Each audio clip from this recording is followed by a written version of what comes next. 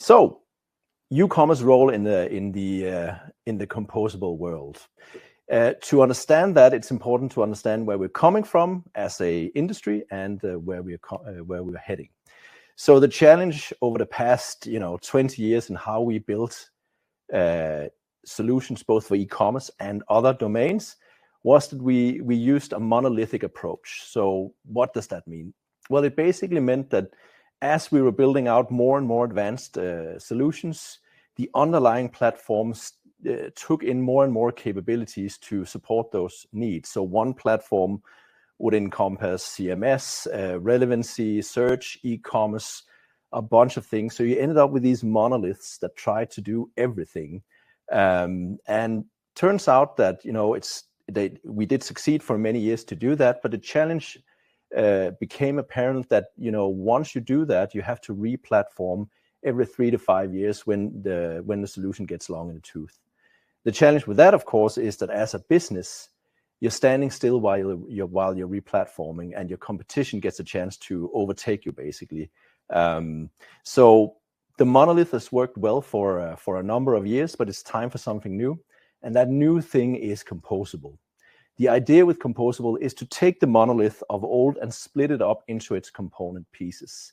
The idea is that rather than have a system that does content management, that does search, that does e-commerce, that does the customer data platform, all that stuff in one, you separate them out into best-of-breed platforms that each have a very clearly defined area of responsibility, as you can see on my slide here.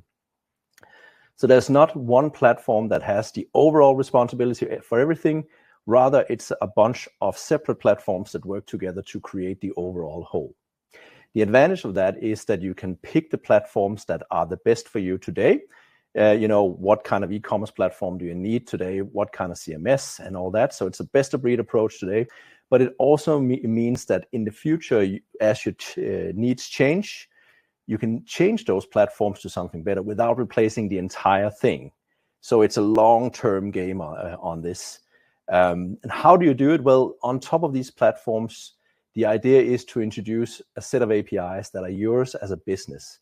So if you're in fast-moving consumer goods, in selling boats online, whatever, your business is your business, and it tends to be stable over time. And these APIs here at the top reflect your business needs. So they remain pretty constant over long periods of time, whereas the platforms underneath can change, right?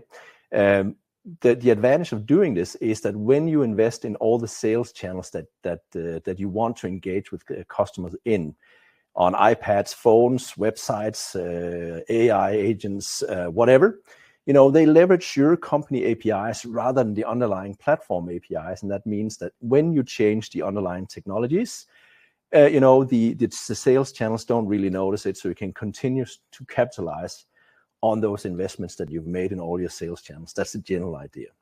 So the overall goal is to get away from the re-platforming cycle for every 3 to 5 years and just evolve instead slowly towards where you want to go, so you never have to stop and start over again. I'm sure many of you have tried that, maybe even multiple times. That's the world we built Ucommerce Next Gen to fit into, so we can be a piece of a solution, but we don't try to be the entire thing. So why should you care? Well, Gartner did some research on it, as they want to do, and they found that companies that invest in Composable tend to be more nimble, more maneuverable in the marketplace, and you ultimately able to position themselves better with these investments over time. So compared to competition who relies on monolithic approaches of old.